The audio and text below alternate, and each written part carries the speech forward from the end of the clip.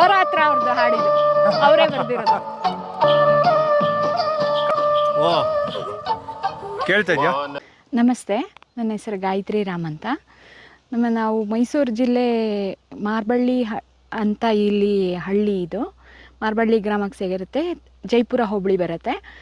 ಇಲ್ಲಿ 4-5 ವರ್ಷದ ಹಿಂದೆ ಜಮೀನು, ನನಗೆ ಕೃಷಿ ಇಷ್ಟ ಇರೋದ್ರಿಂದ ಜಮೀನು ತೊಗೊಂಡ್ವಿ. ಖಾಲಿ ಬರಡು ಭೂಮಿ ತೊಗೊಂಡ್ವಿ. ಇದರಲ್ಲಿ ಮೊದಲೆಲ್ಲ ಕಾಡು ಮರಗಳನ್ನ ನೆಟ್ವಿ. ಕಾಡು ಮರಗಳು ನನಗೆ ತುಂಬ ಇಷ್ಟ ಇರೋದ್ರಿಂದ, ಮತ್ತು ಔಷಧಿ ಥರ ಅದರಲ್ಲಿ ಗುಣ ಇರೋದ್ರಿಂದ, ಮತ್ತು ಪ್ರಾಣಿ ಪಕ್ಷಿಗಳಿಗೆಲ್ಲ ಇಷ್ಟ ಆಗುತ್ತೆ ಅಂತ ಕಾಡು ಮರಗಳಿಗೆ ಮೊದಲು ಒತ್ತು ಕೊಟ್ವಿ. ನಂತರದಲ್ಲಿ ಕಮರ್ಷಿಯಲ್ ಆಗಿ ತೆಂಗು ಮತ್ತು ಅಡಿಕೆನ ಬೆಳೆಸ್ಕೊಂಡ್ವಿ. ಹೀಗಾಗಿ ಇದು ತೋಟಕ್ಕೆ ನಾನು ಗರಿಕೆ ಶತತಾರಾವನ ಎಂದು ಹೆಸರಿಟ್ಟಿದ್ದೀನಿ. ಶತ ಅಂದರೆ 100 ವೆರೈಟಿ ಬೆಳೆಸಬೇಕು ಅನ್ನೋದೇ ನಮ್ಮದು ಧ್ಯೇಯೋದ್ದೇಶ.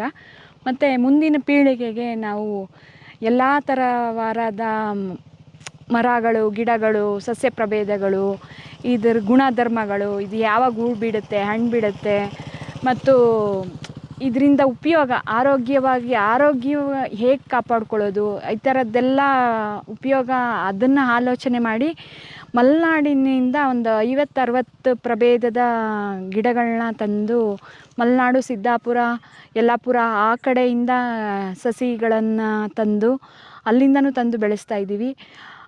ಅದು ಎಲ್ಲ ಸ್ವಲ್ಪ ಎಲ್ಲ ಚೆನ್ನಾಗೇ ಬದುಕಿದೆ ಮತ್ತು ಬೆಳೀತಾ ಇದೆ. ನೀರನ್ನು ಕಾಪಾಡ್ಕೊಳ್ಳೋಕ್ಕೋಸ್ಕರ ಟ್ರೆಂಚ್ಗಳನ್ನು ತೆಗೆದ್ವಿ. ಮತ್ತು ಸಾವಯವ ಕೃಷಿಗೆ ತುಂಬ ಹೊತ್ತು ಕೊಟ್ಟಿದ್ದೀವಿ. ಭೂಮಿನ ಉಳುಮೆ ಮಾಡಿಸ್ತಾ ಇಲ್ಲ ನಾವು, ಹಾಗೆ ನ್ಯಾಚುರಲ್ಲಾಗಿ ಬೆಳೆಯೋದಕ್ಕೆ ಬಿಟ್ಟಿದ್ದೀವಿ. ಮತ್ತು ಇಲ್ಲಿ ಹಿಂಗು ಗುಂಡಿಗಳನ್ನ ಮಾಡ್ಕೊಂಡಿದ್ದೀವಿ ಜಮೀನಲ್ಲಿ. ಬನ್ನಿ ನಮ್ಮ ತೋಟ ತೋರಿಸ್ತೀನಿ. ಕೃಷಿ ಬದುಕು ಯೂಟ್ಯೂಬ್ ಚಾನಲ್ ಸಮಸ್ತ ವೀಕ್ಷಕರಿಗೆ ಬನ್ನಿ ಸರ್. ಇದು ನಮ್ಮ ತೋಟ 4 ಎಕರೆ ಫುಲ್ಲು ಕಲ್ಲು ಜರುಗು ಮಣ್ಣು ಪ್ರದೇಶ. ಆದ್ದರಿಂದ ಜಾಸ್ತಿ ನಮಗೆ ಕಾಡು ಮರಗಳೇ ಜಾಸ್ತಿ ಚೆನ್ನಾಗಿ ಬರೋದು ಅನ್ನೋ ಉದ್ದೇಶದಿಂದ ಎಲ್ಲ ಕಾಡು ಮರಗಳೇ 90% ಕಾಡು ಮರಗಳಿದೆ ನಮ್ಮ ತೋಟದಲ್ಲಿ. ಈಗ ಇದು ಮೊದಲೇ ಇದ್ದಿದ್ದು ತಪಸ್ಸೆ ಮರ ಅಂತ. ಮತ್ತು ಇಲ್ಲಿ ಹರಳಿ ಮರ ಇದೆ, ಬೇವಿನ ಮರ ಇದೆ, ಮತ್ತು ಇದು ಸೀತಾ ಅಶೋಕ ಇದೆ. ಇಲ್ಲಿ ಒಂದು ಬಿಲ್ವ ನೆಟ್ಟಿದ್ದೀನಿ. ಇದಿಷ್ಟು ಒಂದು ಔದುಂಬರ ಇದೆ ಇಲ್ಲಿ. ಔದುಂಬರ ಇರೋದ್ರಿಂದ ಇದು ಒಂದು ಪಂಚವಟಿ ಅಂತ. ಇದು ಏನಂದರೆ ಒಂದು ಇದರಲ್ಲಿ ದೈವಿಕ ವೃಕ್ಷಗಳು ಇರೋದ್ರಿಂದ ಪಂಚವಟಿ ಆಗತ್ತೆ ಅಂತ ನಮ್ಮ ಚಿಕ್ಕಪ್ಪ ಒಬ್ಬರು ಒಂದಾಗ ಹೇಳಿದ್ರು. ಹಾಗೆ ನಕ್ಷತ್ರವನ, ಅದು ನವಗ್ರಹವನ, ಆ ಥರದ್ದೆಲ್ಲನೂ ಮಾಡಬೇಕು ಅಂತ ಭಾಳ ಆಸೆ ಇದೆ ನನಗಿನ್ನು. ಅದನ್ನೆಲ್ಲ ಮಾಡ್ತಾಯಿದ್ದೀವಿ. ಇದು ನಮಗೆ ಎರೆಹುಳು ತೊಟ್ಟಿ ಅಂತ ಮಾಡಿಕೊಟ್ಟಿದ್ದಾರೆ. ಇದು ಕೃಷಿ ಇಲಾಖೆಯಿಂದ ಮಾಡಿಕೊಟ್ಟಿದ್ದಾರೆ. ಅದರಲ್ಲಿ ನಾವು ಏನಾದರೂ ವೇಸ್ಟ್ ಎಲ್ಲ ಹಾಕಿ ಎರೆಹುಳು ಮಾಡ್ಬೋದು ಅಂತ. ಇನ್ನೂ ಮಾಡಿಲ್ಲ. ಮಾಡಿಲ್ಲ. ಇದು ಅದಕ್ಕೆ 25,000 ರು ಖರ್ಚಾಗಿದೆ. ಇದು ಹೊಳೆ ದಾಸವಾಳ ಅಂತ ಕಾಡು ಮರನೇ. ಇದು ಹೊಳೆ ಬದಿ ಬೆಳೆಯುವಂಥದ್ದು. ಇದು ಬಿಲ್ವಪತ್ರೆ. ಇದು ಹೀಗೆ ಬೇವು, ಕರಿಬೇವು, ಇದು ಸಿಲ್ವರು, ಬೇಲಿ ಸೈಡು ಒಂದು ಸಾಲು ಸಿಲ್ವರ್ ನೆಟ್ಟಿದ್ದೀವಿ, ಒಂದು ಸಾಲು ಬಿದಿರು ನೆಟ್ಟಿದ್ದೀವಿ. ನಾವು ಅಂದರೆ ಸಿಟೀಲಿ ಮಕ್ಕಳು ಓದೋದಕ್ಕೆ ಅದಕ್ಕೋಸ್ಕರ ನಾವು ಮೈಸೂರು ಶ್ರೀರಾಮ್ಪುರದಲ್ಲಿ ಇರೋದ್ರಿಂದ ನಾವಿಲ್ಲಿ ವಾರಕ್ಕೊಮ್ಮೆ ಬರ್ತೀವಿ. ನನಗೆ ನಾನೊಬ್ಬಳೇ ಮಾಡೋದು ಕಷ್ಟ. ಇಷ್ಟೆಲ್ಲ ಮಾಡೋದಕ್ಕೆ ಕಾರಣ ನಮ್ಮ ಆಂಟಿ ರಾಜೇಶ್ವರಿ ಮತ್ತು ನನ್ನ ತಮ್ಮ, ಅತ್ತೆ ಮಗ ಆಗಬೇಕು ಇವನು ಸಾಗರ್ ಅಂತ, ಇವನು ಕೂಡ ಕಾರಣ. ಹಾಗಾಗಿ ಇಷ್ಟೆಲ್ಲ ಆಗಿದೆ ಅನ್ನೋದಕ್ಕೆ ಕಾರಣ, ಮೂಲಭೂತ ಕಾರಣ ಇವ್ರ ಸಹಾಯ ಇದಕ್ಕೆ ನಾನು ಇಷ್ಟೆಲ್ಲ ಮಾಡಿದೆ. ನಮ್ಮ ಮನೆಯವರು ಕೂಡ ನನ್ನದು ತುಂಬ ಕನಸುಗಳು, ನಾನು ಏನು ಕೇಳಿದ್ರು, ಇಂಥದ್ದು ಬೇಕಂತ ಕೇಳಿದ್ರು ಅವರು ಕೂಡ ನನಗೆ ಫೈನಾನ್ಷಿಯಲಿ ತುಂಬ ಸಪೋರ್ಟ್ ಮಾಡಿದ್ದಾರೆ. ನನಗೇನು ಅದು ಮಾಡಬೇಡ, ಇದು ಮಾಡಬೇಡ ಅಂತ ಹೇಳಿಲ್ಲ. ನಿಂಗೇನು ಇಷ್ಟ ಬರುತ್ತೆ, ನಾನು ಇಂಥ ಗಿಡ ತೊಗೋಬೇಕು, ಇಂಥ ಗಿಡ ನೆಡಬೇಕು ಅಂದರೆ ಅದಕ್ಕೆಲ್ಲ ಅವರು ಸಪೋರ್ಟ್ ಮಾಡಿದ್ದಾರೆ. ನಮಗೆ ಈಗ ಯಾವುದೋ ಒಂದು ಗಿಡ ನೆಡ್ತೀವಿ, ಅದು ನನಗೆ ನನಗೆ ಆಯುರ್ವೇದಿಕ ಅಂಶ ಇದೆ, ಅದರಿಂದ ಏನೂ ಲಾಭ ಇರಲ್ಲ ಅಂತ ಗೊತ್ತಿದ್ದರೂ ಕೂಡ ಅವರು ಅದಕ್ಕೆ ಏನೂ ಬೇಸರಿಸ್ಕೊಳ್ದೆ, ಇಲ್ಲ ನಾನು ಕಮರ್ಷಿಯಲ್ಲೇ ಮಾಡಬೇಕು, ನಾನು ಅದರಿಂದ ಹಣ ತಗೋಬೇಕು ಅಂತ ಆ ನಿರೀಕ್ಷೆ ಇಲ್ಲದೆ ನನಗೆ ಅದಕ್ಕೆಲ್ಲ ಸಪೋರ್ಟ್ ಮಾಡಿಕೊಂಡು, ಅದಕ್ಕೆಲ್ಲ ನನಗೆ ಫೈನಾನ್ಷಿಯಲಿ ಸಪೋರ್ಟು ಬೇಕೇ ಬೇಕು. ನಾನೊಬ್ಬಳೇ ಏನೂ ಮಾಡೋಕ್ಕೆ ಸಾಧ್ಯನೇ ಇಲ್ಲ. ಇದೆಲ್ಲ ಮಾಡಿದ್ದೀನಿ. ಸಾಧ್ಯವಾದಷ್ಟು ನನಗೆ ಚಿಕ್ಕ ಮಕ್ಕಳಿಗೆ, ಸ್ಕೂಲಿನ ಮಕ್ಕಳಿಗೆಲ್ಲ ಇದನ್ನೆಲ್ಲ ಪರಿಚಯ ಮಾಡಿಸ್ಬೇಕು ಅಂತ ಉದ್ದೇಶ ಇದೆ. ಸಾಧ್ಯವಾದರೆ ಶನಿವಾರ ಭಾನುವಾರ ಮಕ್ಕಳು ಹೀಗೆ ಪರಿಚಯ ಮಾಡಿಕೊಡೋ ಉದ್ದೇಶ ಮುಂದಿನ ದಿನಗಳಲ್ಲಿ ನನಗಿದೆ. ಅಂದರೆ ಅದನ್ನೆಲ್ಲ ಚಿಕ್ಕ ಮಕ್ಕಳಿಗೆ, ಈಗಿನ ಮಕ್ಕಳೇ ಮುಂದಿನ ಪ್ರಜೆಗಳು ಅನ್ನೋ ಲೆಕ್ಕದಲ್ಲಿ ನಾವು ಅವರಿಗೆ ಪ್ರತಿಯೊಂದನ್ನು ತಿಳಿಸ್ಕೊಡ್ಬೇಕು. ಒಂದು ಎಲ್ಲ ನಾನು ಇದು ತೆಂಗು ಮತ್ತು ಅಡಿಕೆ ಇಲ್ಲಿ ನಮಗೆ ಗೊತ್ತಿರೋ 4-5 ಗಿಡ ಮರ ಅಲ್ಲ, ನಾವು ಒಂದು 100-150 ಮೇಲೆ ಇದೆ ವೆರೈಟೀಸ್ ಗಿಡಗಳು, ಮರಗಳು, ಅದ್ರ ಬಗ್ಗೆ ಗುಣಧರ್ಮಗಳು, ಅದರಿಂದ ಏನು ಉಪಯೋಗ ಆಗುತ್ತೆ ಅನ್ನೋದನ್ನೆಲ್ಲ ಮುಂದಿನ ದಿನಗಳಲ್ಲಿ ಮಕ್ಕಳಿಗೆಲ್ಲ ಹೇಳಬೇಕು, ಅದ್ರ ಬಗ್ಗೆ ತೋರಿಸ್ಕೊಡ್ಬೇಕು, ಅದನ್ನು ಕಲ್ತ್ಕೋಬೇಕು, ಅವರು ತಿಳ್ಕೊಬೇಕು ಅನ್ನೋ ಉದ್ದೇಶದಿಂದ ಯಾರು ಬೇಕಾದರೂ ಮುಂದಿನ ದಿನಗಳಲ್ಲಿ ಬರ್ಬೋದು, ಅದನ್ನು ಪರಿಚಯ ಮಾಡಿಕೊಂಡು ಅದ್ರ ಬಗ್ಗೆ ತಿಳ್ಕೊಳ್ಬೋದು. ಸ್ವಲ್ಪ ಶ್ರೀಗಂಧ ಇದೆ, ಮತ್ತು ರಕ್ತಚಂದನ ಇದೆ, ಮತ್ತು ಗೊಬ್ಬರಕ್ಕೋಸ್ಕರ ಗ್ಲಿರಿಸಿಡಿಯ ತುಂಬ ಬೆಳೆದಿದ್ದೀವಿ. ಮತ್ತು ಹಣ್ಣು ಕೊಡೋವಂಥ ಮರಗಳು ಹಲಸು, ಮಾವು, ಸೀಬೆ, ಸಪೋಟ, ನೆಲ್ಲಿ, ಬೆಟ್ಟದ ನೆಲ್ಲಿ, ಚೆರ್ರಿ, ಈ ಥರ ತುಂಬ ಹಣ್ಣಿನ ಪದಾರ್ಥಗಳು ತುಂಬ ಹಾಕಿದ್ದೀವಿ. ಬೇಲಿ ಸುತ್ತ ಸ್ವಲ್ಪ ಬಿದಿರು ಅದೆಲ್ಲ ಬೆಳೆಸಿದ್ದೀವಿ. ಮತ್ತು ನೇರಳೆ ಇದೆ. ಮಾವಲ್ಲಿ ಒಂದು 20-30 ವೆರೈಟಿ ಮಾವಿದೆ. ಹೌದು, ಮರ ವೃಕ್ಷ ಇದ್ರ ಕೆಳಗಡೆ 4 ವರ್ಷದ. 4 ವರ್ಷದ ತೋಟ ಸ್ಟಾರ್ಟ್ ಮಾಡಿದಾಗಲೇ ಇದು ಕುತ್ಕೋದು, ಧ್ಯಾನ ಏನಾದರೂ ಮಾಡ್ಬೋದು. ಅಂದರೆ ಈ ಥರ ಜಾಗ ನಿಮ್ಮ ತೋಟದಲ್ಲಿ ಎಷ್ಟಿದೆ? ಈ ಥರ ನಾನು ಅಂತ ಮರ ಹಾಕಿದ್ದೀನಿ. ಮತ್ತು ಇದು ಆ್ಯಕ್ಚುಲಿ ಭೂಮಿಲಿರೋ ಜಲ ಸಂಪತ್ತನ್ನು ಜಾಸ್ತಿ ಮಾಡುತ್ತಂತೆ ಔದುಂಬರ ವೃಕ್ಷ. ಜಲನ ತುಂಬ ಜಾಸ್ತಿ ಮಾಡೋದ್ರಿಂದ ಅದ್ರ ಬೇರಲ್ಲಿ ಗಂಟುಗಳು ಜಾಸ್ತಿ ಇರೋದ್ರಿಂದ ಅದಕ್ಕೆ ನಾನು ಏನು ಮಾಡಿದ್ದೀನಿ ಅಂದರೆ 4 ಮೂಲೆಯಲ್ಲೂ 4 ಔದುಂಬರ, ಹೀಗೆ ಮಧ್ಯದಲ್ಲಿ ಒಂದು ಔದುಂಬರ, ಜಮೀನು ಮಧ್ಯದಲ್ಲೊಂದು ಔದುಂಬರ, ಹೀಗೆ ಹಾಕಿದ್ದೀನಿ. ಏಕೆಂದರೆ ನಮಗೆ ಜಲನೇ ಬೇಕಾಗಿರೋದ್ರಿಂದ ಜಲ ಸಂರಕ್ಷಣೆ ಆಗಲಿ ಅಂತ ಅನ್ನೋ ಉದ್ದೇಶದಿಂದ ಹೀಗೆ ಔದುಂಬರ ಒಂದು 5-6 ಹಾಕಿದ್ದೀವಿ ಸರ್. ಎಲ್ಲರೂ ತೋಟ ಮಾಡಿದ್ರೆ ಕಮರ್ಷಿಯಲ್ ಆಗಿ ಅಡಿಕೆ, ತೆಂಗು, ಹಣ್ಣಿನ ಗಿಡಗಳು, ಹೌದು, ಅವ್ರಿಗೆ ಬೇಕಾದಂತ ಗಿಡಗಳನ್ನ ಹಾಕೋತಾರೆ. ಹೌದು, ಈ ತರ ಔದುಂಬರ, ಅರಳಿ ಮರ, ಅರಳಿ ಗಿಡ ಅವೆಲ್ಲ ಯಾವುದನ್ನು ಹಾಕೊಳ್ಳಲ್ಲ. ಹೌದು. ನೀವು ಹಾಕೊಂಡಿದ್ದೀರಾ ಅನ್ಸುತ್ತೆ ಅರಳಿ ಗಿಡ? ಅರಳಿ, ಬೇವು ಅಲ್ಲಿ ಮೊದಲೇ ಎಂಟ್ರೆನ್ಸ್ ಎಲ್ಲ ಇತ್ತು. ಅರಳಿ ಮರ ಹಾಕಿದ್ದೀವಿ. ಆಲದ ಮರ ಕೂಡ ಹಾಕಿದ್ದೀನಿ. ಆಲದ ಮರದಲ್ಲಿ ಕೆಳಗಡೆ ಕುತ್ಕೊಂಡು ನಾವು ಧ್ಯಾನ ಮಾಡೋದಾಗಲಿ, ಒಂದು ತಾರೆ ಮರದ ಕೆಳಗಡೆ ಕುತ್ಕೊಂಡು ಧ್ಯಾನ ಮಾಡೋದಾಗಲಿ ತುಂಬ ಮನಸ್ಸಿಗೆ, ಮತ್ತು ದೈವಿಕವಾಗೂ ದೇವವೃಕ್ಷಗಳು ಬೇಕಾದಷ್ಟಿದೆ. ಇದು ಒಂದು ಬನ್ನಿ ಇದೆ, ಬಿಲ್ವ ಇದೆ, ಮತ್ತು ಅರಳಿ ಇದೆ, ಹೀಗೆ ತುಂಬ ಇದು ಏನು ಸೀತಾ ಅಶೋಕ ಇದೆ. ಸೀತಾ ಅಶೋಕನ ಹೆಣ್ಮಕ್ಳು ಪ್ರದಕ್ಷಿಣೆ ಮಾಡಿದ್ರೆ ಅವ್ರದ್ದು ಮೆನ್ಸಸ್ ಪ್ರಾಬ್ಲಮ್ ಎಲ್ಲ ಸರಿ ಹೋಗುತ್ತೆ ಅನ್ನೋ ಉದ್ದೇಶ. ಹೀಗೆ ತುಂಬ ಏನೇನು ಒಳ್ಳೆಯದು ಅಂತ ಹೇಳ್ತಾರೆ. ಹಾಗೆ ರುದ್ರಾಕ್ಷಿ ಇದೆ, ಭದ್ರಾಕ್ಷಿ ಇದೆ. ಅದೊಂದು ಲಿಸ್ಟ್ ಹೇಳ್ತೀನಿ ಸರ್, ಬಾಯಿ ತುಂಬ ನೆನಪು ಮಾಡ್ಕೊಂಡು ಬಾಯಿಗೆ ಬರ್ತಾ ಇಲ್ಲ. ಇವೆಲ್ಲ ಏನಕ್ಕೆ ಹಾಕ್ಬೇಕು ಅನ್ನಿಸ್ತು? ಈ ತೆಂಗು, ಅದ್ರ ಪಕ್ಕ ಮಾವು, ನೇರಳೆ ಇವೆಲ್ಲ ಹಾಕಿದಿರ, ಓಕೆ, ಇದೆಲ್ಲ ಏನಕ್ಕೆ ಅನ್ನಿಸ್ತು? ಇದೆಲ್ಲ ಆರೋಗ್ಯ ದೃಷ್ಟಿಯಿಂದ ಒಳ್ಳೆಯದು. ಈ ಹತ್ತಿ ಹಣ್ಣಂತೂ ಪಕ್ಷಿಗಳಿಗೆ ತುಂಬ ಪ್ರಿಯವಾದ್ದು. ಹತ್ತಿ ಮರದ ಹಣ್ಣು ಭಾಳ ಪಕ್ಷಿಗಳು ತಿನ್ನುತ್ತೆ. ಆಲದ ಹಣ್ಣು ಕೂಡ, ಅರಳಿ ಹಣ್ಣು ಕೂಡ ತುಂಬ ಪಕ್ಷಿಗಳಿಗೆ ತುಂಬ ಸಹಕಾರಿಯಾಗುತ್ತೆ. ಆ ಪಕ್ಷಿಗಳಿಂದಲೇ ನಮಗೆ ಈಗ ಬೀಜ ಪ್ರಸರಣ ಆಗೋದು ಅನ್ನೋ ಉದ್ದೇಶ ಒಂದು ನನಗೆ. ಮತ್ತು ಪಕ್ಷಿಗಳಿಗೆ ಆಹಾರ ಇಲ್ಲ. ಎಲ್ಲರೂ ಈಗ ನಾವೇನೋ ಕಬ್ಬು ಬೆಳಿತೀವಿ, ಪಕ್ಷಿ ಕೂಡ ತಿನ್ನೋಕ್ಕಾಗಲ್ಲ ಕಬ್ಬನ್ನ. ನಾವೇನೋ ಬೇರೆ ಕಮರ್ಷಿಯಲ್ ಬೆಳೆದ್ರೂ ಏನು ತಿನ್ನೋಕ್ಕಾಗಲ್ಲ. ಅವ್ರಿಗೆ ಆಹಾರ ಕೊರತೆ ಆಗುತ್ತೆ. ಅವರು ಇಲ್ಲಿಂದ ಬೇರೆ ಕಡೆ ಹೋಗ್ತಾರೆ, ಎಲ್ಲೆಲ್ಲೋ ಹೋಗ್ತಾರೆ. ಹಾಗಾಗಿ ಇಲ್ಲೇ ಉಳಿಲಿ, ನಮ್ಮ ತರಾವರಿ ಪಕ್ಷಿಗಳು ಬರುತ್ತೆ, ಹಣ್ಣೆಲ್ಲ ತಿನ್ನುತ್ತೆ. ಆ ಉದ್ದೇಶದಿಂದ ಹಾಕಿದ್ದೀನಿ ಸರ್. ಈ ಒಂದು ತೋಟದಲ್ಲಿ ಒಂದು 4 ಎಕರೆ ಇದೆ ಅನ್ಕೊಂಡ್ರೆ, ಹಾಂ 4 ಎಕರೆ ಬೇಡ 1 ಎಕರೆ ಇದೆ ಅನ್ಕೊಂಡ್ರೆ, ಹ್ಮ್. ಕಮರ್ಷಿಯಲ್ ಆಗಿ ನೀವು ಏನೇನು ಹಾಕಿದ್ದೀರಾ, ತೆಂಗು ಹಾಕಿದ್ದೀರಾ, ಅದ್ರ ಪಕ್ಕ ಮಾವು, ನೇರಳೆ, ಈ ತರ ಕಮರ್ಷಿಯಲ್ ಆಗಿ ಏನೇನ್ ಬೇಕೋ ಅದನ್ನು ಹಾಕಿದ್ದೀರಾ. ನಿಮ್ಗೆ ಅದು ಹೌದು ಈ ತರ ಮರಗಳು ಪಕ್ಷಿಗಳಿಗೆ, ಪ್ರಕೃತಿಗೆ, ಹೌದು ಅಂದ್ರೆ ಇಲ್ಲಿ ಪ್ರಕೃತಿಗೋಸ್ಕರ. ನಾನು ಬದುಕಬೇಕು, ಪ್ರಕೃತಿನೂ ಸರ್ವೈವ್ ಆಗ್ಬೇಕು, ಪಕ್ಷಿಗಳು ಪ್ರಾಣಿ ಪಕ್ಷಿಗಳು ಇರಬೇಕು. ಇರಬೇಕು. ಆ 1 ಎಕರೆಲಿ ಎಲ್ಲಾನು ಹಾಕ್ಬೋದು. ನೀವೇನೇನ್ ಹಾಕ್ತೀರಾ ಕಮರ್ಷಿಯಲ್ ಆಗಿ ಏನು ಅದನ್ನು ಎಲ್ಲ ಹಾಕಿ ನಂತರ ಇದನ್ನು ಹಾಕ್ಬೋದು. ಖಂಡಿತ ಖಂಡಿತ ಖಂಡಿತ ಹಾಕ್ಬೋದು. ನೀವೇನು ಈಗ ತುಂಬಾ ಲಾಸ್ ಮಾಡ್ಕೊಂಡು ಇವೆಲ್ಲ ಬೆಳೆಸ್ತಾ ಇಲ್ಲ. ಇಲ್ಲ ಇಲ್ಲ ಇಲ್ಲ ನಿಮ್ ಕಮರ್ಷಿಯಲ್ ಆಗಿ ಏನೇನ್ ಬೇಕೋ ಅವೆಲ್ಲ ಹಾಕೊಂಡು ಅದೂ ಇರುತ್ತೆ. ಜೊತೆಗೆ ಅವರು ಎಲ್ಲ ಸಹಬಾಳ್ವೆ ಕುಟುಂಬ ಹಾಗೆ ನಾವು ಬದುಕಬೇಕು, ಪ್ರಕೃತಿಲಿರೋ ಜೀವ ಜಂತುಗಳು, ಪಕ್ಷಿ ಪ್ರಾಣಿಗಳು ಅದು ಬದುಕಬೇಕು ಅನ್ನೋ ಉದ್ದೇಶ ಸರ್. ಅದ್ರ ಜಾಸ್ತಿ ಮರಗಳಿದ್ದಷ್ಟು ಅಂತರ್ಜಲ ಹೆಚ್ಚುತ್ತೆ, ಖಂಡಿತ ಹೆಚ್ಚುತ್ತೆ. ಭೂಮಿ ಫಲವತ್ತತೆ ಆಗುತ್ತೆ. ಇದರಿಂದ ಈಗ ಎಲೆ ಎಲ್ಲ ಉದುರಿದ್ದೆಲ್ಲ ಒಳ್ಳೆ ಕಾಂಪೋಸ್ಟ್ ಆಗುತ್ತೆ. ಖಂಡಿತ ಅದರಿಂದ ಏನು ನಮಗೆ ಗೊಬ್ಬರ ನಾವು ಹಾಕಬೇಕು ಅನ್ನೋ ನೆಸೆಸಿಟಿನೇ ಇಲ್ಲ. ಆದ್ರೂ ನಮ್ಮ ಆಸೆಗೋಸ್ಕರ ಭೂಮಿ ಮೊದಲಿಂದ ಸಾಗುವಳಿ ಮಾಡಿಲ್ದಲ್ದೇ ಇರೋದ್ರಿಂದ, ಇದು ತುಂಬ 10-15 ವರ್ಷ ಸಾಗುವಳಿನೇ ಮಾಡಿಲ್ಲ ಅವರು. ಬಹುಶಃ ಅದರಿಂದ ಇದು ಸ್ವಲ್ಪ ಅವಾಗ ಫಲವತ್ತತೆ ಇರಲಿಲ್ಲ. ರಾಸಾಯನಿಕ ಆಗ್ತಾ ಇರ್ಲಿಲ್ವಾ ಇಲ್ಲಿ? ಅವ್ರು ಏನು ವ್ಯವಸಾಯನ ಮಾಡ್ತಾ ಇರಲಿಲ್ಲ. ವ್ಯವಸಾಯ ಮಾಡ್ತಾ ಇರಲಿಲ್ಲ ಅಂದ್ರೆ ಈ ಭೂಮಿ ಚೆನ್ನಾಗಿರುತ್ತೆ ಅಂತ. ಅಂದರೆ ಸುಮ್ಮನೆ ಹಾಗೆ ಬಿಟ್ಬಿಟ್ಟಿದ್ರು, ಪಾಳ ಭೂಮಿ ಥರ. ಹಂಗಾದ್ರೆ ಚೆನ್ನಾಗಿರುತ್ತೆ ಅಂತ ನೋಡಿ ಇದನ್ನು ಹಾಕೊಂಡಿದ್ದೀರಾ? ಖಂಡಿತ. ಇದು ಯಾವ್ದು ಮೇಡಮ್? ಇದು ಚೆರಿ ಅಂತ. ಇದಕ್ಕೆ ಬೇರೆ ಏನೋ ಹೆಸರು ಕರೀತಾರೆ ನಮ್ಮ.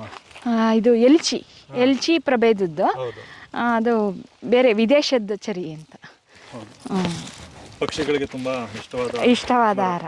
ಯಾಕಂದ್ರೆ ಸಿಕ್ಕಾಪಟ್ಟೆ ಪಕ್ಷಿ ಅಂದ್ಬಿಡುತ್ತೆ. ಹೌದು.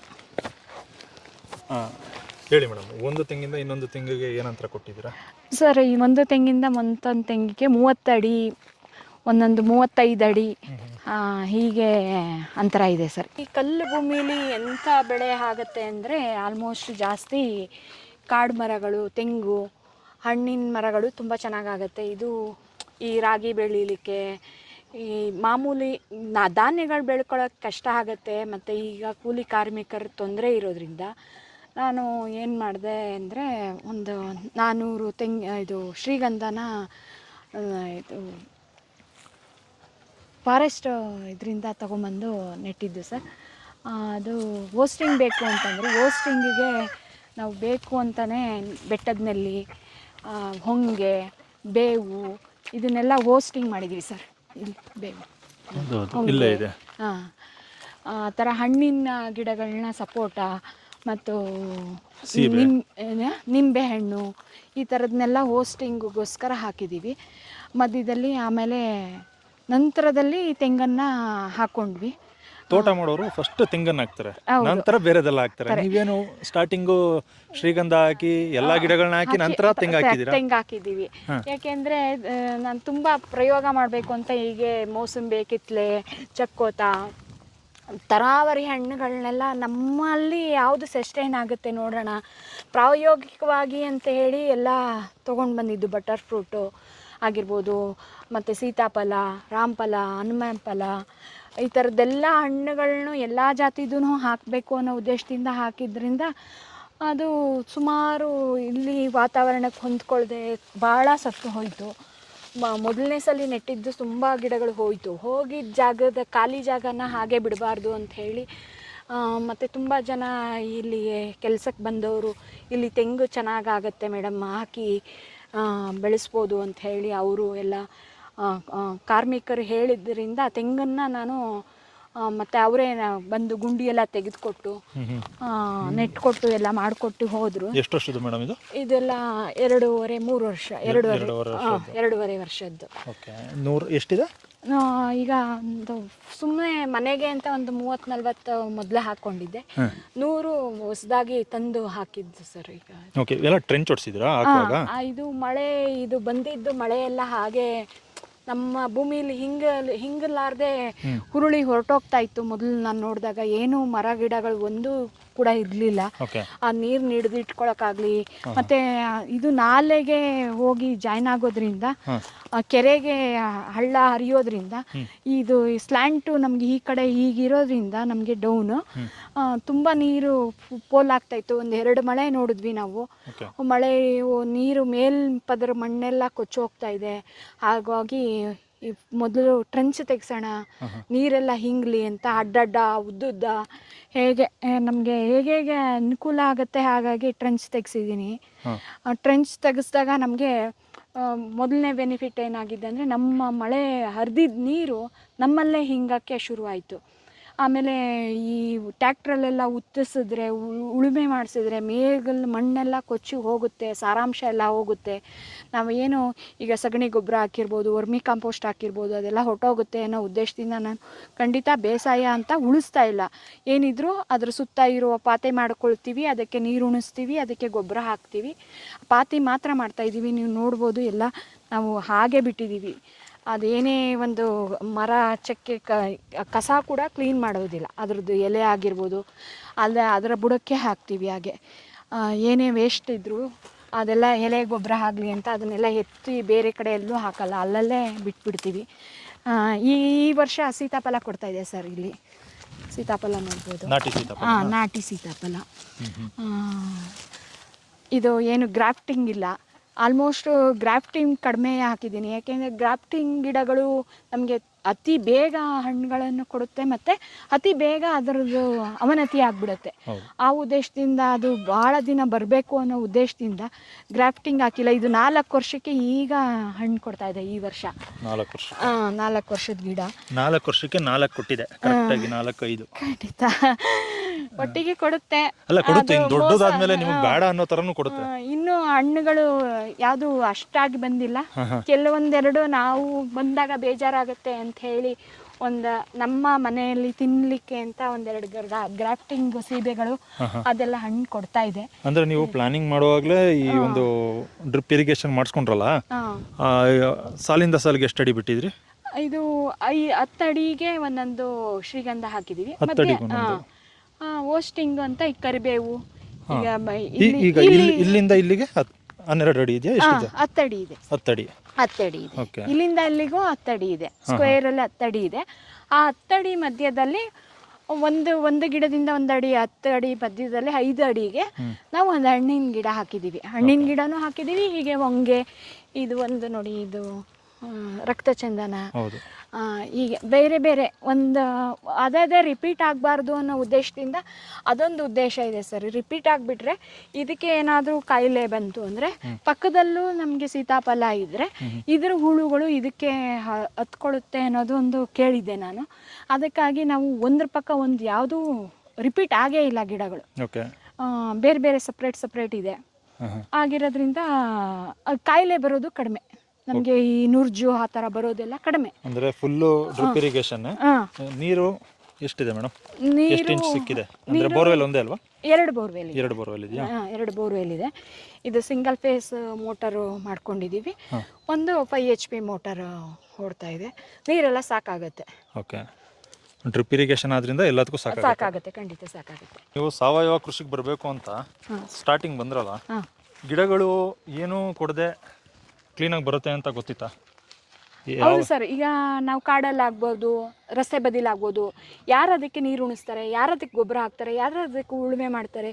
ಪ್ರಕೃತಿ ತನ್ನನ್ನು ಸಂರಕ್ಷಿಸ್ಕೊಳ್ಳೋದು ಅವಳಿಗೆ ಗೊತ್ತಿದೆ. ಪ್ರಕೃತಿ ಮಾತೆಗೆ ಅವಳು ಗಿಡಗಳನ್ನು ಹೇಗೆ ಬೆಳೆಸಬೇಕು, ಅದನ್ನು ಹೇಗೆ ನೇರ ಹೋಗಿಸ್ಬೇಕು. ನಾವು ಅದು ನೇರ ಹೋಗಬಾರ್ದು ಅಂತ ರೆಂಬೆ ಕೊಂಬೆ ಇದ್ದರೆ ರೆಂಬೆ ಕೊಂಬೆ ಕಟ್ ಮಾಡ್ತೀವಿ. ಅವರು ಏನು ಮಾಡ್ಕೊಳ್ದೇನೆ ಅವರು ಡಿಸೈನ್ ಮಾಡ್ಕೊಳ್ತಾ ಹೋಗ್ತಾರೆ. ಪ್ರಕೃತಿ ಇರೋದೇ ಸ್ವಚ್ಛಂದವಾಗಿ ಅವಳು ಹೇಗೆ ಬೇಕೋ ಹಾಗೆ ಮಾಡೋದು. ನಾವು ಮನುಷ್ಯರಾಗಿದ್ಕೊಂಡು ನಮ್ಗೆ ಹೀಗೆ ಬೇಕು ಅಂತ ನಾವು ಹೇಗೆ ರೆಡಿ ಆಗ್ತೀವಿ, ಹಾಗೆ ಈ ಜನಗಳು ಅಷ್ಟೇ. ನಾವೇನು ಮೇಕಪ್ ಮಾಡ್ಕೋತೀವಿ, ಡ್ರೆಸ್ ಹಾಕ್ಕೋತೀವಿ, ಹಾಗೆ ಅದನ್ನು ಉಳಿಸ್ಬೇಕು, ಅದನ್ನು ಹದ ಮಾಡಬೇಕು, ಅದನ್ನು ನೀಟಾಗಿ ಕಾಣಬೇಕು, ಕಳೆ ಇರಬಾರ್ದು, ಕಸ ಇರಬಾರ್ದು, ಕಲ್ಲು ಇರಬಾರ್ದು, ಮತ್ತು ಈ ಮರಗಳು ಹೀಗೆ ಸ್ಟ್ರೈಟ್ ಹೋಗಬೇಕು, ಆ ಥರ ಎಲ್ಲ ಮಾಡ್ಕೊಳ್ತೀವಿ. ಅದೆಲ್ಲ ನಾವು ಅದು ಪ್ರಕೃತಿಗೆ ಮಾಡೋ ಅಂಥ ಅನಾಚಾರಗಳು. ಅದನ್ನು ಒಂಥರ ಹಿಂಸೆ ಕೊಟ್ಟ ಹಾಗೆ ಅವಕ್ಕೆ. ನಾವು ಅದನ್ನು ಹೇಗೆ ಬೇಕೋ ಹಾಗೆ ಬೆಳೆಯೋಕ್ಕೆ ಬಿಟ್ಬಿಟ್ರೆ ಅದಕ್ಕೆ ಅವರಿಗೆ ಖುಷಿಯಾದಾಗ ಅವ್ರಿಗೆ ನಮಗೆ ಹಣ್ಣು ಕೊಡೋದು ಗೊತ್ತಿದೆ. ಅವ್ರಿಗೆ ನಮ್ಗೆ ಹಣ್ಣು ಕೊಡಬೇಕು, ಏನು ಕೊಡಬೇಕು, ಅವ್ರು ನಮ್ಮ ಶ್ರಮಕ್ಕೆ ಅವ್ರು ಕೊಡ್ತಾರೆ. ನಾವು ನಾಳೆನೇ ಕೊಡಬೇಕು, ನಾನು ಇವತ್ತೇ ಕೊಡಬೇಕು ಅಂತ ನಾವು ತುಂಬ ಆಸೆ ಪಡೋದು ತುಂಬ ತಪ್ಪು. ಹಾಗಾಗಿ ನನಗೆ ಹಾಗನ್ನಿಸಿದ್ದರಿಂದ ನಾನು ಈ ಸಹಜ ಕೃಷಿಗೆ ಹೀಗೆ ಈ ಥರ ಬೇಸಾಯ ಮಾಡೋಣ ಅಂತ ನಿರ್ಧಾರ ಮಾಡಿದೆ ಸರ್. ಈ ತೆಂಗಿಗೇನು ದುಂಬಿ ಕಾಟ ಆ ಥರದ್ದಾಗಿ ಒಂದು ಸತ್ತಿದ್ದಿಲ್ಲ ಸರ್. ಹಾಂ ಹಾಂ. ಹಾಗಾಗಿ ಇದೆಲ್ಲ ಏನಕ್ಕೆ ಇದೆಲ್ಲ ಕಟ್ ಮಾಡಿರೋದು? ಇದು ಈಗ ಇದು ಸ್ವಲ್ಪ ಇದು ಪಾತಿ ಮಾಡ್ಸೋಣ ಅಂತ ಇದು ತಾಕತ್ತೆ. ತೆಂಗನ್ನ ಕಟ್ ಮಾಡಬಾರ್ದು, ಮಾಡಬಾರ್ದು ಅಂತಾರೆ ಸರ್. ಇಲ್ಲಿಗೆ ಮಾಡ್ಬೋದಂತೆ. ಅಲ್ಲ ಇಷ್ಟು ಬಿಟ್ಟು ಮಾಡ್ಬೋದಂತೆ. ಅಲ್ಲ ಅಷ್ಟು ಬಿಟ್ಟು ಮಾಡ್ಬೋದು. ಅದು ಯಾರು ಅಲ್ಲಿ ಏನಾದ್ರು ವ್ಯವಸಾಯ ಮಾಡೋರು, ಏನಾದ್ರು ಬೆಳೆಯೋರು? ಈಗ ಗೊಬ್ಬರ ಹಾಕ್ಸಿದ್ವಿ ಸರ್, ಗೊಬ್ಬರನೇ ಇಲ್ಲ ಇಲ್ಲಿ. ನಾನು ಪಾತಿ ಮಾಡೋಣ ಅಂದ ಅವನು ಏನ್ ಮಾಡ್ಬಿಡ್ತಿದ್ದ ಕೆಲಸ ಹುಡುಗ, ಇಲ್ಲಿ ತಳಕ್ ಕಡ್ದು ಬಿಡ್ತಾ ಇದ್ದ. ಇಲ್ಲ ಅಷ್ಟು ಕೆಳಗೂ ಕಡಿಬಾರ್ದು. ಕಡಿದ್ರೆ ಇಲ್ಲಿ ಕಡಿದಿರೋದು ಓಕೆ, ಆದ್ರೆ ಏನಕ್ಕೆ ಸುಮ್ನೆ ಆದ್ರೆ ಅದಕ್ಕೋಸ್ಕರ ಇದು ಪಾತಿ ಮಾಡಿ ಈಗ ಈ ಸಲ ಹಟ್ಟಿ ಗೊಬ್ಬರ ಹಾಕ್ಸಿದ್ರಿಂದ ಅದಕ್ಕೆ ಸ್ವಲ್ಪ ಮಲ್ಚಿಂಗ್ ಮಾಡೋಣ, ಉಪ್ಪು ಎಲ್ಲ ಹಾಕಿ ಸ್ವಲ್ಪ ಬೇವಿನ ಹಿಂಡಿ, ಉಪ್ಪು, ಅಡಿಗೆ ಉಪ್ಪು ಮತ್ತೆ ಸಗಣಿ ಗೊಬ್ಬರ. ಈಗ ನಾವು ನಮ್ದೇ ಮಲೆನಾಡು ಹಸು ಇರೋದ್ರಿಂದ ಅದರದ್ದೇ ಸಗಣಿನ ಇಲ್ಲಿಗೆ ಹಾಕೋಣ ಅಂತ ಹಾಕಿದ್ದೀನಿ ಸರ್. ಈಗಾಗಲೇ ಹಾಕಿದೆ ಆಲ್ರೆಡಿ. ಅದನ್ನ ಈಗ ಕಲಿಸ್ಬೇಕಲ್ಲ, ಅದಕ್ಕೆ ಡಿಸ್ಟರ್ಬ್ ಮಾಡುತ್ತೆ ಅನ್ನೋದಕ್ಕೋಸ್ಕರ ತೆಗ್ದಿರೋದಷ್ಟೇ, ಇಲ್ಲಾಂದ್ರೆ ತೆಗಿಯಲ್ಲ ನಾವು. ಅಲ್ಲ ನಿಮ್ಮಲ್ಲಿ ಪುಣ್ಯ ಇದಿಲ್ಲ, ದುಂಬಿ ಕಾಟ ಇಲ್ಲ, ಖಂಡಿತ ಇಲ್ಲ. ನೀವು ಅದನ್ನ ಕರಿತಾ ಇದ್ದೀರಾ. ಹೆಂಗೆ ಗೊತ್ತಾ, ಕಟ್ ಮಾಡ್ಬಿಟ್ಟು ಇದ್ರ ಸ್ಮೆಲ್ಗೆ ದುಂಬಿ ಅಟ್ರಾಕ್ಟ್ ಆಗುತ್ತೆ. ಆ ದುಂಬಿ ಇಲ್ಲಿಗೆ ಅಟ್ರಾಕ್ಟ್ ಆಗಿದ್ದು ಇಲ್ಲಿಗೆ ಬರುತ್ತೆ, ಇಲ್ಲಿಗೆ ಬಂದು ಅದೇನ್ ಕೆಲಸ ಮಾಡ್ಬೇಕು ಮಾಡ್ಬಿಟ್ಟು ಹೋಗುತ್ತೆ. ಗೊತ್ತಿರ್ಲಿಲ್ಲ ಸರ್ ನಮ್ಗೆ. ಅಲ್ಲ ತೆಂಗನ್ ಯಾರು ಕಡಿಬಾರ್ದು ಅಂತಾರೆ, ಆಕ್ಚುಲಿ ನಾವು ಕಡಿಬಾರ್ದು. ಮೇಡಮ್ ನೀವು ಮಧ್ಯ ಹೊಂಗೆ, ಬೇವು ಈ ತರ ಎಲ್ಲ ಹಾಕೊಂಡಿದಿರಲ್ಲ, ಇದು ಖುಷಿ ಮೇಡಮ್. ಯಾಕಂದ್ರೆ ಒಬ್ಬೊಬ್ರು ಕಮರ್ಷಿಯಲ್ ಆಗಿ ಮಾಡ್ತಾರಲ್ವಾ. ಇದು ಅಕಸ್ಮಾತ್ ಈಗ ನಮ್ಗೆ ತುಂಬಾ ದೊಡ್ಡದಾಯ್ತು, ಈಗ ಇದರದೇ ಸೊಪ್ಪಿಂದು ನಾವು ಗೊಬ್ಬರ ಮಾಡ್ಕೊಬಹುದು ಕಟ್ ಮಾಡಿ. ಮತ್ತೆ ಇದೇನ್ ಜಾಸ್ತಿ ನೀರ್ ಕೇಳಲ್ಲ, ಭೂಮಿಲಿರೋ ನೀರನ್ನ ಇದ್ ಮಾಡ್ಕೊಳ್ತೆ. ಆದ್ರೂ ನಾವು ಡ್ರಿಪ್ ಮಾಡಿದೀವಿ, ಯಾಕೆಂದ್ರೆ ಸಸ್ಟೈನ್ ಆಗ್ಬೇಕಲ್ಲ ಫಸ್ಟ್. ಡ್ರಿಪ್ ಆಗಿದೆ ಇದಕ್ಕೆ, ಬಟ್ ನೀರಂತೂ ಇದನ್ನ ಏನಂತಾರೆ ಗೊತ್ತಾ, ಹೊಂಗೆ ಮರದ ನೆರಳಲ್ಲಿ ಆರಾಮಾಗಿ ಕುತ್ಕೋಬಹುದು, ತಣ್ಣಗಿರುತ್ತೆ ಅಂತಾರೆ. ಅಷ್ಟೊಂದು ನೀರನ್ನ ಹಿಡಿದಿರುತ್ತೆ ಇದು. ಹೌದು ಖಂಡಿತ, ಹಂಗಾಗಿ ಅಷ್ಟು ತಣ್ಣಗಿರುತ್ತೆ. ಹೌದೌದು, ಅಷ್ಟು ತಂಗಾಳಿ ಬೀಸುತ್ತೆ. ಎಷ್ಟು ಹಾಕೊಂಡಿದ್ದೀರಾ ಈ ತರ? ತುಂಬಾ ಹೊಂಗೆ ಇದೆ ಸರ್. ಬೇಕಾದ್ರೆ ಕಡ್ದು ಹಾಕ್ಬೋದು. ಖಂಡಿತ ನೋಡಿ, ಅದನ್ನ ನೀವು ಪ್ರೂನಿಂಗ್ ಮಾಡಿ ಎಷ್ಟು ಚೆನ್ನಾಗಿ ಇಟ್ಕೊಂಡಿದ್ದೀರಾ. ಒಬ್ಬೊಬ್ರು ಅಂತಾರೆ ಹೊಂಗೆ ಮರ ಬೆಳೆದು ಬಿಡುತ್ತೆ, ದೊಡ್ಡದಾಗ್ಬಿಡುತ್ತೆ, ಏನ್ ಮಾಡೋದು ಅದನ್ನ ಅಂತ. ನಿಮ್ಮ ಹತ್ರ ಮಚ್ಚಿದೆ ತಾನೇ, ಈ ತರ ಪ್ರೂನಿಂಗ್ ಮಾಡಿ. ಹೌದು, ಅದು ಗೊಬ್ಬರನು ಕೂಡ ಆಗುತ್ತೆ. ಹೌದು, ನಿಮ್ಗೆ ಗೊಬ್ಬರ ಆಗುತ್ತೆ, ಆರ್ಗ್ಯಾನಿಕ್ ಮ್ಯಾಟರ್ ಹೆಚ್ಚು ಸಿಗುತ್ತೆ. ಹೌದೌದು, ಆ ಒರ್ಲೆಗಳ ತಿನ್ನುತ್ತೆ, ಎಷ್ಟು ಹುಳುಗಳು ತಿನ್ನುತ್ತೆ, ಅದು ಒಂದು ಜೀವನ ನಡೆಯುತ್ತೆ ಅಷ್ಟೇ. ಹೌದು, ಚೆನ್ನಾಗಿ ಮೇಂಟೈನ್ ಮಾಡಿದ್ದೀರಾ ಇದನ್ನ. ಮತ್ತೆ ಇದಕ್ಕೆ ನಾವೇನಾದ್ರು ಬೇಕಾದ್ರೆ ತರಕಾರಿ ಹಬ್ಬಿಸ್ಬೋದು. ಹೌದು ಖಂಡಿತ. ಹಾಗಲಕಾಯಿ, ಹೀರೆಕಾಯಿ. ಈ ಸಲ ಅವರು ಮೆಣಸು ತಂದಿದ್ರು ಸರ್, ಮೆಣಸು ಹಾಕಿದ್ದಾರೆ. ಮೆಣಸುಗೋಸ್ಕರ ಊರಿಂದ ತಂದಿದ್ದಾರೆ. ನಾವು ಫಸ್ಟ್ ಮೆಣಸು ಇನ್ನೂ ಇದು ಮಾಡಿರ್ಲಿಲ್ಲ. ಇಲ್ಲಿ ಏನು ಸದ್ಯಕ್ಕೆ ಈಗ ದೊಡ್ಡ ದೊಡ್ಡ ಮರಗಳಿದೆ, ಆ ಮರಗಳಿಗೆ ಮೆಣಸು ಹಬ್ಬಿಸುವ ಉದ್ದೇಶದಿಂದ ಅವರು ಈ ಸಲ ಬಂದು ಉಳ್ಕೊಂಡಿದ್ದು. ಅವ್ರ ಮನೇಲೇ ಮಾಡಿದ್ದಾರೆ. ಬಟರ್ ಫ್ರೂಟ್ ಇದೆಷ್ಟು ವರ್ಷದ್ದು? ಅದು ನಿಮ್ಮಲ್ಲಿ ಕಾಡು ಮರಗಳೇ ಎಷ್ಟು ಚೆನ್ನಾಗಿದಾವೆ, ಈ ಮರಗಳನ್ನ ನೀವು ಮುತುವರ್ಜಿ ಮಾಡಿಲ್ಲ, ಏನಕ್ಕೆ? ಇದು ಯಾಕೋ ನನಗೆ ತುಂಬಾ ಫೇಲ್ಯೂರ್ ಅನ್ಸುತ್ತೆ. ಯಾಕಂದ್ರೆ ಒಂದಷ್ಟು ಬಟರ್ ಫ್ರೂಟ್ ಬೆಳೆದ್ರೆ ಕಮರ್ಷಿಯಲ್ ಆಗಿ ಒಂದ್ ಸ್ವಲ್ಪ ಸರ್ವೈವ್ ಆಗಬಹುದು. ಹೌದು ಸರ್, ಆದ್ರೆ ನಾನು 30 ಬಟರ್ ಫ್ರೂಟ್ ನೆಟ್ಟಿದ್ರಲ್ಲಿ ಬದುಕಿರೋದೇ 5 ಸರ್. ಒಂದೊಂದ್ ಕಡೆ ಏನು ಸಸ್ಟೈನ್ ಆಗ್ಲಿಲ್ಲ ಸರ್. ಸಿಕ್ಕಾಪಟ್ಟೆ ಕಲ್ಲು ಭೂಮಿಗೆ ಬಟರ್ ಫ್ರೂಟ್ ಬರಲ್ಲ ಅಂತಾರೆ ಒಂದಷ್ಟು ಜನ, ನಾನು ನೋಡಿದೆ. ನಮಗೂ ಗೊತ್ತಾಗ್ಲಿಲ್ಲ, ಹಾಗಾಗಿ ಇದು ಚಾಮರಾಜನಗರದಲ್ಲಿ ತಂದಿದ್ದು ಬಟರ್ ಫ್ರೂಟ್ಗಳು. ಅಲ್ಲಿ ಸಾಕೊಳ್ಳಿ ಜಾಸ್ತಿ. ಅಲ್ಲಿ ನೋಡಿ, ಅಲ್ಲೊಂದಿದೆ, ಇಲ್ಲೊಂದಿದೆ, ಎಲ್ಲ 3 ವರ್ಷ ಆಗಿದೆ, ಇನ್ನೂ ಏನು ಬಿಟ್ಟಿಲ್ಲ. ಅಲ್ಲ ಹಲ್ಸು ಎಷ್ಟು ಹಾಕೊಂಡಿದ್ದೀರಾ? ಹಲ್ಸು ಸ್ವಲ್ಪ ಹೋಗ್ಬಿಡ್ತು ಸರ್, ಒಂದು 6 ಇದೆ. ಹಲ್ಸು 6 ಇರೋದು.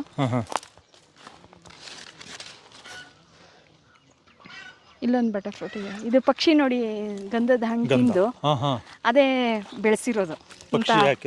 ಎಂತ ಬಲಿಷ್ಠವಾಗಿದೆ ನೋಡಿ. ನಾವು ಅದಕ್ಕೆ ಡ್ರಿಪ್ ಇರಿಗೇಷನ್ ಮಾಡಿಲ್ಲ, ಗೊಬ್ಬರ ಹಾಕಿಲ್ಲ, ಏನಿಲ್ಲ, ತನ್ನಂತಾನೆ ಬೆಳೆದಿರೋದು. ಈಗ ಶ್ರೀಗಂಧಕ್ಕೆ ಹೋಸ್ಟಿಂಗ್ ಬೇಕು, ಅದು ನಿಮಗೆ ಗೊತ್ತು. ಹೌದು. ಪಕ್ಷಿಗೂ ಗೊತ್ತಾ?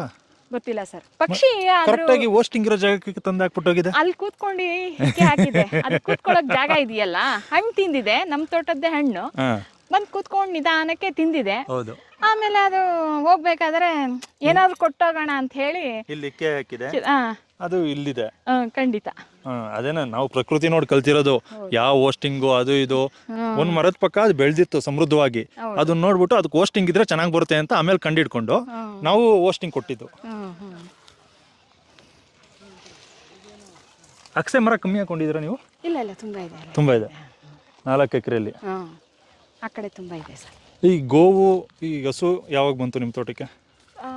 ನಾನು ತೋಟ ಮಾಡಿದ 1 ವರ್ಷಕ್ಕೇನೆ ಅವ್ರಿಗೆ ನೆರಳು ಇದೆಲ್ಲ ಮಾಡಿಕೊಂಡು ನಾನು ಇಲ್ಲಿ ಎಷ್ಟು ಬೇಕಾದಷ್ಟು ಹುಲ್ಲು ಬೆಳೆಯುತ್ತೆ, ಈ ಸುಮ್ಮನೆ ವೇಸ್ಟ್ ಆಗ್ತಿದೆಯಲ್ಲ ಅವರಾದ್ರೂ ಎಲ್ಲರೂ ತಿನ್ನಲಿ ಚೆನ್ನಾಗಿರುತ್ತೆ ಅಂತೇಳಿ ನೀವು ತಗೊಳ್ಳಿ ಹಾಗೆಯೇ ಅಂತ ಹೇಳಿ ಗೋನ ಮತ್ತು ಅವರ ಹೆಜ್ಜೆ ಗುರುತು ನಮ್ಮ ಜಮೀನಲ್ಲಿರಿ, ಅವರು ಒಂದು ಗಜ್ಜಲ ಹಾಕ್ಲಿ, ಅವ್ರು ಒಂದು ಸಗಣಿ ಹಾಕ್ಲಿ, ಅದೆಲ್ಲ ನಮಗೆ ಸಮೃದ್ಧಿನೇ. ಹೌದು, ಗೋಮಾತೆ ಇದ್ದರೆ 100 ಕೋಟಿ ದೇವರುತ್ತೆಗಳು ನಮ್ಮ ತೋಟದಲ್ಲೇ ಇರ್ತಾರೆ ಅಂತ. ಹೌದು. ಅಂದರೆ ನಿಮ್ಮ ತೋಟಕ್ಕೆ ಹಸುಗಳು ಬಂದಮೇಲೆ ಚೇಂಜಸ್ ಆಯ್ತಾ? ಹಸುಗಳು ಬಂದಮೇಲೆ ಹಸುಗಳು ಅಡ್ಡಾಡೋದು, ಅದೆಲ್ಲ ಮೇಯೋದು, ಮತ್ತು ನಮಗೀಗ ಬೇಕಾದಷ್ಟು ನಾನಿಲ್ಲಿ ಟ್ಯಾಕ್ಟ್ರ್ ಉಳಿಸ್ದೇ ಇರೋದ್ರಿಂದ ಬೇಕಾದಷ್ಟು ಅದು ತಿನ್ನೋಕೆ ಹುಲ್ಲಿದೆ. ಹಾಗಾಗಿ ನನಗೆ ಹಸುಗಳು ಮತ್ತು ಜಾಸ್ತಿ ತೊಗೋಬೇಕು ಅಂತ ಭಾಳ ಆಸೆ ಇತ್ತು. ಬಟ್ ಮೇಂಟೈನ್ ಮಾಡೋದು ಕಷ್ಟ ಇರೋದ್ರಿಂದ ಈಗ ಸದ್ಯಕ್ಕೆ ನಮ್ಮ ಹತ್ರ 5 ಹಸು ಇದೆ, 1 ಹೋರಿ ಇದೆ, 2 ತಾಯಿ ಇದೆ, 2 ಮಕ್ಕಳಿದೆ. ಏನಿದೆ ಮೇಡಮ್, ಇದೊಂದು ಸೌಂಡ್ ಬರೋ ಥರ ಇದೆ? ಏನಾದ್ರು ಪ್ರಾಣಿ ಪಕ್ಷಿಗಳ ಕಾಟ ಏನಾರು ಇತ್ತಾ? ಖಂಡಿತ ಇಲ್ಲ ಸರ್, ಪ್ರಾಣಿ ಪಕ್ಷಿ ಕಾಟ ಅಲ್ಲ. ಸೌಂಡು ಅಂತ ಬಿಡ್ಕೊಳಕ? ಇಲ್ಲ ಖಂಡಿತ ಇಲ್ಲ. ಇದು ಒಳ್ಳೆ ದೇವರ ಹಾಡುಗಳು, ಸುಪ್ರಭಾತ ಎಲ್ಲ ಬೆಳಗಿನ ಜಾವ ಹಾಕಿ ಕೇಳಿಸ್ಬೇಕು ಅಂತ ನಾನು ಗಿಡಗಳು ಸ್ಪಂದಿಸುತ್ತೆ ಅನ್ನೋದು ಎಲ್ಲ ಕೇಳಿದೆ. ಅದರಿಂದ ನಾನು ಹಾಡುಗಳನ್ನ ಹಾಕ್ತೀನಿ ಸರ್. ಗಿಡಗಳು ತುಂಬ ರೆಸ್ಪಾನ್ಸ್ ಮಾಡುತ್ತೆ ಹಾಡಿಗೆ. ಅಂದ್ರೆ ಗಿಡಗಳು ಹಾಡು ಕೇಳಿ ಅಂತ? ಖಂಡಿತ ಮ್ಯೂಸಿಕ್ನ ಆಲಿಸ್ಲಿ ಅಂತ? ಖಂಡಿತ ಆಲಿಸ್ತವ? ಖಂಡಿತ ಹಾಕ್ತೀರಾ? ಹೀಗೆ ರೆಸ್ಪಾನ್ಸ್ ಮಾಡ್ತೀನಿ. ಈ ತರ ಎಷ್ಟಿದೆ? ಈ ತರ 5 ಇದೆ ಸರ್. 5 ಇದೆಯಾ? 5 ಕಡೆ ಹಾಕಿದ್ದೀನಿ. ಒಂದೇ ಕಡೆ ಗಿಡ ಕೇಳಿಸ್ಕೊಂಡ. ಅಲ್ಲ, ಇದಕ್ಕೆ ವೈರಿಂಗ್ ಹಿಂಗ್ ಕನೆಕ್ಷನ್ ಕೊಟ್ಟಿದ್ದೀರಾ? ವೈರಿಂಗು ಇಲ್ಲಿ ಡ್ರಿಪ್ ಲೈನ್ ಅಲ್ಲಿ ನಾವು ವೈರು ಇಲಿ ಎಲ್ಲ ಒರ್ಲೆ ಎಲ್ಲ ತಿಂದ್ಬಿಡುತ್ತೆ ಅಂತ ಡ್ರಿಪ್ ಲೈನ್ ಅಲ್ಲಿ ವೈರಿಂಗ್ ಮಾಡಿಸಿದ್ದೀನಿ ಸರ್. ಡ್ರಿಪ್ ವೈರ್ ಒಳಗಿಂದ ವೈರಿಂಗ್ ಬಂದಿದೆ. ಅದ್ ಮನೇಲಿ ಇದು ಒಂದು ಇದು ಏನ ಹೇಳ್ತಾರಲ್ಲ ಪ್ರಾಜೆಕ್ಟ್, ಅದ್ರಲ್ಲಿ ಪೆನ್ ಡ್ರೈವ್ ಹಾಕಿ ಒಟ್ನಲ್ಲಿ ಅಲ್ಲಿದೆ ಸ್ವಿಚ್ ಆನ್ ಮಾಡಿದ್ರೆ ಇಲ್ಲಿ ಮ್ಯೂಸಿಕ್ ಬರುತ್ತೆ. ಖಂಡಿತ ಆನ್ ಮಾಡಿಸಿ. ಅವರ ಹತ್ರ ಅವ್ರದ್ದು ಹಾಡಿದು ಅವರೇ ಬರ್ದಿರೋದು. ಕಾಪಿರೈಟ್ ಬಂದ್ಬಿಡುತ್ತೆ. ಓ, ಕೇಳ್ತಾ ಇದೆಯಾ? ಮಾನವಿಲ್ಲದ ಮಾನವ ಅವಮಾನ ಕಂಜುವ ಮಾನವ. ದಿನ ಈ ರೀತಿ ಎಷ್ಟೊತ್ತಾಗ್ತೀರಾ ಹಾಡುಗಳನ್ನ? 1 hour 2 hour ಬೆಳಗ್ಗೆ ಹೊತ್ತು ಮತ್ತೆ ಸಂಜೆ ಹೊತ್ತು ಹಾಕ್ತೀವಿ ಹಾಡುಗಳನ್ನ. ಈಗ ಮಧ್ಯಾಹ್ನ ಎಲ್ಲ ಬೇರೆ ಹಾಡಾಗ್ತಾರೆ ಈಗ. ನೀವು ಈಗಲೂ ಗಮನಿಸಿ ಗಿಡನ. ಹೌದು, ಹೇಗೆ ಗೊತ್ತಾಗೋದಿಲ್ಲ, ಗಾಳಿ ಬೀಸುತ್ತೆ. ನೀವು ಗಾಳಿ ಅಂತ ಹೇಳ್ಬೋದು. ಹೌದು, ನೋಡಿ ಹಂಗೆ ನಿಂತಿದೆ. ಹೌದು. ನೀವು ಹಾಡಾಕ್ದಾಗ ರವಿ ಮತ್ತೆ ಹಾಕು ಪ್ಲೇ ಸಾಂಗ್. ಗಾಡಿ ನೋಡಿ ಕಾಕ್ತಾಳೆ. ನನ್ನ ಫೋನ್ ಇಸ್ಕೊಂಡ್ ಬರ್ಲಿಲ್ಲ. ಆಗ್ತಾವ್ರು, ಬನ್ನಿ ಮೇಡಮ್. ಹಾಕು ಹಾಡು ಬೇರೆದು. ನೋಡಿ ಈಗ ಹಾಡು ಆಗ್ತಾ, ಇನ್ನೂ ಹಾಡು ಪ್ಲೇ ಆಗಿಲ್ಲ. ಅಲ್ಲಿ ಸ್ವಲ್ಪ ಆಲಿಸ್ತಾ ಇದೆ, ಕಿವಿ ಕೊಟ್ಕೊಂಡು ಕೇಳ್ತಾ ಇದೆ. ಪೂರ್ತಿ ಎಲ್ಲ ನೋಡಿ. ಇದು ನೋಡಿ ವಿನೋಜಿ, ಹೇ ಗಾಳಿಗೆ ಬನ್ನಿ ಸಾರ್. ಒಟ್ನಲ್ಲಿ ಕೇಳುತ್ತೆ. ಖಂಡಿತ. ಅಂದ್ರೆ ಗಿಡಗಳಿಗೂ ನೀವು ಏನೋ ಮ್ಯೂಸಿಕ್ನ ಕೇಳೋದನ್ನ ಕಲಿಸಿದ್ದೀರಾ? ಖಂಡಿತ. ಹಂಗಾರೆ ಹಸುನು ಕೇಳ್ತಾರೆ. ಹಂಗಾರೆ ಬನ್ನಿ ಹಸು ಕೊಟ್ಕೆಲ್ ನೋಡೋಣ. ಯಾಕಂದ್ರೆ ಇವ್ರಿಗೆ ಜೀವ ಇದೆ, ತುಂಬಾ ಜನಕ್ಕೆ ಜೀವ ಇಲ್ಲ ಇವಕ್ಕೆ ಅಂತ ಅನ್ಕೋಬಿಟ್ಟವ್ರೆ. ಖಂಡಿತ ಇಲ್ಲ, ಎಲ್ಲಾರ್ಗೂ ಜೀವ ಇದೆ. ಹೌದು, ಇವಾಗ ಜೀವ ಇದೆ, ನಮಗ್ ಗೊತ್ತಿಲ್ಲ. ಅಂದ್ರೆ ಒಂದಷ್ಟು ಜನಕ್ಕೆ ಗಿಡಗಳಲ್ವಾ ಅನ್ಕೊಂತಾರೆ, ಸುಮ್ಮನೆ ಬರೋದು ಮೊಳೆ ಹೊಡೆದು ಬಿಡೋದು ಇಲ್ಲಿ, ಅದಕ್ಕೆ ನೋವಾಗಲ್ಲ ಅಂತ. ಈಗ ಬನ್ನಿ, ನಿಮ್ಮ ಹಸುಗಳು ಎಷ್ಟಿದಾವೆ ಮೇಡಮ್? ಹಸುಗಳು 5 ಇದೆ ಸರ್. ಗಿಡಗಳಿಗೆ ನೀವು ಮ್ಯೂಸಿಕ್ ಕೇಳಿಸ್ತೀರಾ ಅಂದ್ರೆ ಹಸುಗಳಿಗೂ ಕೇಳಿಸ್ತೀರಾ?